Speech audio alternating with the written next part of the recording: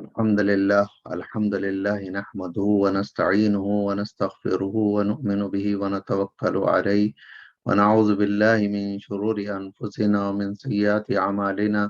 من يهده الله فلا مضل له ومن يضلل فلا هادي له ونشهد أن لا إله إلا الله ونشهد أن سيدنا ونبينا مولانا محمدا عبده ورسوله خير الكلام كلام الله وخير الهدي هدي رسول الله كل محدثة بدعة وكل بدعة ضلالة وكل ضلالة في النار أما بعد فأعوذ بالله من الشيطان الرجيم بسم الله الرحمن الرحيم إن الله يحب الذين يقاتلون في سبيله صفا كأنهم بنيان مرصوص صدق الله العظيم أو كما قال سيدنا عمر بن الخطاب رضی اللہ تعالی عنہ لا اسلام الا بجماع ولا جماعت الا بامارہ ولا امارت الا بطاعہ۔ محترم سامعین اکرام، آج میں نے کچھ ایسی بات کا انتخاب کیا ہے، آپ یقیناً سوچ رہے ہوں گے کہ میں کس جانب آپ کی توجہ مبذول کروانا چاہ رہا ہوں۔ میرا مدعا آج کا یہ ہے، میں نے جو ٹاپک آج چنا ہے وہ یہ ہے کہ مسلمانوں کی اجتماعی قوت، طاقت اور سماع و طاعت اور امارت کا قیام۔ امت مسلمہ کے بارے میں یہ بات واضح ہو جانی چاہیے کہ جب سے جیسی تیسی خلافت تھی، عثمانی خلافت، جو پورے عالم پر اس کی ایک ہیبت، ایک جلال قائم تھا، اس کے ٹوٹنے سے وہ شیرازہ بکھرا، اور جو نیشن اسٹیٹس بنی، خصوصیت سے جو مڈل ایسٹ میں، خلیج کے ممالک میں چھوٹے چھوٹے جو ریاستیں وجود میں آئی، وہ عین اسلامی تعلیمات کے برعکس ہوا۔ یوں تو 57-58 مسلم ممالک ہے، لیکن ہم سب بخوبی واقف ہیں کہ جب سے 1922 میں جب یہ خلافت عثمانیہ خاتمہ ہوا اور یہ جو چھوٹی چھوٹی مسلم حکومتیں قائم ہوئی، یہ جس انداز سے یہ لوگوں نے دشمنان اسلام کے ساتھ سازباز کیا ہوا ہے اور ان کی خدمت کرتے ہیں اور ان کے لیے نوکر چاکر کی طرح کام کرتے ہیں اور مسلمانوں کا جو نقصان کرتے ہیں اور مسلمانوں کو کمزور کرتے ہیں، تو ایسی صورتحال میں یہ نہایت ضروری ہے کہ امت مسلمہ کو یہ بتایا جائے کہ امت مسلمہ کبھی بھی اس انداز سے جینے کی عادی نہیں رہی، نہ ہی اس کی فطرت میں ہے۔ جیسے آج میں نے سورۃ صف کی وہ معروف آیت تلاوت کی جس میں اللہ سبحانہ وتعالیٰ یہ فرماتے ہیں کہ اللہ رب العزت کو یقیناً وہ لوگ پسند ہیں جو اللہ کی راہ میں قتال کرتے ہیں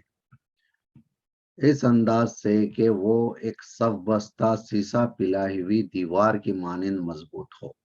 یہ ہماری صحیح پہچان ہے جو اللہ سبحانہ وتعالیٰ نے جس کا تعارف قرآن کے اندر کرایا ہے۔ لیکن افسوس کہ مسلمانوں نے اپنے اوپر کمزوری، لاغری اور جو ہے بے بسی کو طاری کر لیا، اور مسلمان چاہتے ہیں کہ وہ کوئی نہ کوئی دشمن اسلام ان کا خیر خواہی سے ان کے کام کر ڈالے، اور یہ ہونے والا نہیں ہے۔ انہیں یہ سمجھ نہیں آتا کہ اللہ تعالیٰ نے ہم کو دنیا میں بھیجا ہے کچھ ایک خاص کام کے لیے، اور اس کام کو کہا جاتا ہے امامت۔ دنیا میں ہم کو ایک امام قوم کے طور پر لیڈر بنا کر بھیجا گیا تھا، اور ہم غلامی کے اوپر راضی ہیں اور غلامی کو ہی سب کچھ سمجھ رہے ہیں۔ اچھا، اس میں ہمارا دیندار طبقے کا بہت بڑا قصور ہے جس نے دین کی باتوں کو صحیح طور پر پیش نہیں کیا، چھپایا، توڑ مڑوڑ کر الٹا سیدھا پیش کیا، اور وہ لوگ جو دشمنان اسلام ہیں یا ان کے حکمران ہیں ان سے کچھ مراد لیتے رہے، کچھ چیزیں حاصل کی، کچھ دنیاوی نفع حاصل کیا، کچھ زندگی کے مزے لوٹے، اور محض اپنی آسودگی اور اپنی عافیت کی خاطر دین کا سودا کر دیا اور دین اور مسلمانوں کا بیڑا غرق کر ڈالا۔ یہ کچھ وجوہات ہے جس کے سبب ہم جیسے لوگوں کو سامنے آنا پڑ رہا ہے، جبکہ ہمارا کوئی دینی اعتبار سے کوئی خاص مقام نہیں ہے، اور نہ ہم نے کبھی برسہ برس کسی مدرسے میں تعلیم حاصل کی، نہ ہم کتابوں کو عربی زبان میں پڑھتے سمجھتے ہیں. ہم تو بس بنیادی دینی تعلیم سے واقف ہیں اور کوشش کرتے ہیں کہ قرآن و سنت میں جو باتیں ہم تک پہنچی ہیں بذریعہ تراجم، اس کے ذریعے سے خود اپنے آپ کو سیدھے راستے پر رکھنے کی کوشش کریں اور امت مسلمہ کو وقتاً فوقتاً آگاہ کرتے رہیں اور ان کو جگاتے رہیں. یہ ہمارا فریضہ ہے. حضرت عمر رضی اللہ تعالیٰ عنہ کا قول میں نے ابھی آپ کو پڑھ کے سنایا ہے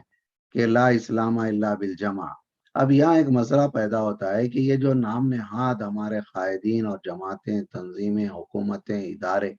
جو ہم پر مسلط ہیں، اب ان کی کیا حیثیت ہے؟ کیا ہر مسلمان ان کی اطاعت کرے بغیر چون چرا کیے، بغیر کسی سوال کیے، اور وہ جس طرح ہانکتے رہیں ہم ہانکے جاتے رہیں، اور ان کے وہ لے جا کر کے ہمیں کسی بڑے گڑھے میں ڈھکل دیں اور ہمیں برباد کر دیں اپنی چند روزہ عیش اور آرام کی خاطر، تو ہم ان کی اس مراد کو پوری کرنے ہم گر جائیں گڑھے میں اور تباہ و برباد ہو جائیں. کیا حشر کیا ہے سعودی عرب کا، دیکھ لیں آپ. مکہ مدینہ کی حیت بگڑ گئی ہے. 1 سال ہونے کو آ گیا ہے، صحیح ڈھنگ سے عبادت کا ماحول نہیں بن پا رہا ہے، اور معیشت تباہ ہو گئی ہے، معاشرت تباہ ہو گئی ہے. سینما گھر کھل گئے ہیں، چوہے خانے کھل گئے ہیں، بیائی اور بیرا روی شروع ہو گئی ہے. ہر دین کے کام کرنے والے کو مار ڈالا جاتا ہے، اس کے ستیہ ناش کیا جاتا ہے، اس کے خاندان کو اجاڑ دیا جاتا ہے، جیلوں میں سڑایا جاتا ہے. اور آپ دیکھیں مصر میں کیا ہوا، آپ دیکھتے ہیں شام میں کیا ہوا. سارے یہ مسلم نام نہاد حکمرانوں نے تباہی مچائی ہوئی ہے اور اسلام کا کام کرنے والوں کی زندگی کو اجیرن کر کے رکھ دیا ہے. اور یہی وہ لوگ ہیں جو نریندر مودی اور نیتن یاہو کے آگے سجدہ کرتے ہیں اور سرنگوں ہو جاتے ہیں، ان لوگوں کے فرامین کو بجا لاتے ہیں، ان سے دوستیاں کرتے ہیں، ان کو ہاریں پہناتے ہیں، ان کو تمغے عطا کرتے ہیں. اور جو کوئی اللہ والا اللہ کے دین کو قائم کرنے کی اور دینی معاشرے کو تعمیر کرنے کی کوشش کرتا ہے، اس کو تہس نہس کر دیتے ہیں. یہ باتیں میں آپ لوگوں کو اس لیے بتا رہا ہوں کہ آج ایسے بہت سارے دیندار ہیں جو یہ دعوے کر رہے ہیں کہ ان کو صحیح معلومات ہے، اور وہ لے جا کر مجرموں، ظالموں، چوروں، ڈاکوں کے حوالے امت کو کر کے وہ چند اپنے ٹکے حاصل کر لیتے ہیں اور عیش کرتے ہیں اس پر، اور مسلمانوں کی بربادی کا تماشا دیکھتے ہیں. ایسے حالات میں ہر مسلمان کو ضروری ہو گیا ہے کہ وہ یہ پتا کرے کہ اصل میں بات ہے کیا اور ہمیں کرنا کیا چاہیے، کس کی اطاعت کرنا چاہیے، کس کی اطاعت نہیں کرنا چاہیے، الجماعت ہے کیا، اور یہ دیگر جو بھی ہے وہ کیا الجماعت ہیں، کیا وہ خلافت کے حقدار ہیں، کیا وہ ہمارے امیر کہلانے کے لائق ہیں، یا یہ لوگ چور ڈاکو اور بدماش قسم کے لوگ ہیں، یا اعلی کار ہیں، یا منافقین ہیں. یہ ہمیں جاننا بے حد ضروری ہے. آج اس علم کی کمی، سمجھ کی کمی اور ناواقفیت کی بنیاد پر مسلمان کمزور ہو گئے ہیں. نریندر مودی نے چند دن پہلے پارلیمنٹ میں اعلان کیا ہے کہ ورلڈ آرڈر آ رہا ہے، نیو ورلڈ آرڈر، اور ہندوستان میں بسنے والے مسلمانوں کو اس بات کا علم ہے، نہ شعور ہے، نہ واقفیت ہے کہ وہاں اس خطے ارض پر قریب 20 سے 25% دنیا کی کل مسلم آبادی وہاں بستی ہے. وہ لوگ ہمیشہ اپنے آپ کو کمزور سمجھتے ہیں، ان کو احساس نہیں ہے وہ لوگوں میں کیا قوت ہے. وہاں کے علماء کو بھی احساس نہیں ہے، وہاں کے دانشوروں کو بھی احساس نہیں ہے، وہاں کے قائدین کو بھی احساس نہیں ہے. کبھی وہ کانگریس کی جو ہے چاپلوسی کرتے ہیں، کبھی نریندر مودی کے سامنے جھک جاتے ہیں، جو من میں یہاں کرتے ہیں، لیکن ان میں خودداری، غیرت، وقار اور حوصلے کی کمی پائی جاتی ہے. کوئی ایک جماعت بننا نہیں چاہتے، کوئی صحیح مضبوط قائد کو اپنے اندر سے آگے لانا نہیں چاہتے ہیں. وہی گھسے پیٹے اور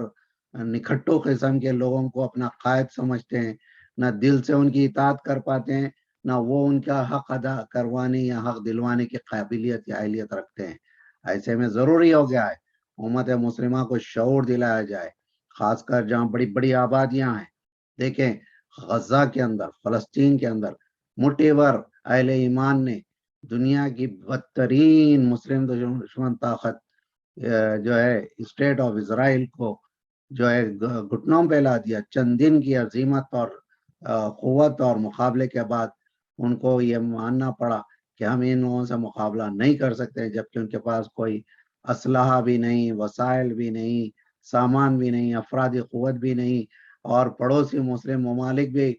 सारे के सारे गद्दार और बदमाश किस्म के। उसके बावजूद अल्लाह के भरोसे पे उन्होंने मुज़ाहमत की और अल्लाह ने उनको नुसरत बख्शी, और उनका उनका रौब जो है अल्लाह के नाफरमानों और जालिमों और काफिरों के ऊपर डाला।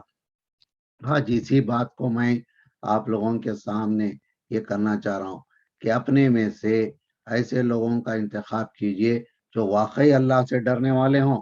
और एक नई क़ियादत को उभारिए, नई जमातें बनाइए, मुखलिसों की मदद कीजिए, और जो लोग बार बार धोखा दे चुके हैं उनसे बरात का ऐलान कीजिए, उनसे बेजारगी का इजहार कीजिए। उनके फर्माबरदारी करना बिल्कुल वाजिब नहीं है आप लोगों के ऊपर। वो लोग जो दिन और रात कुफारों और मुशरिकों और काफिरों और जालिमों और दुश्मनान इस्लाम के मददगार बने हुए हैं,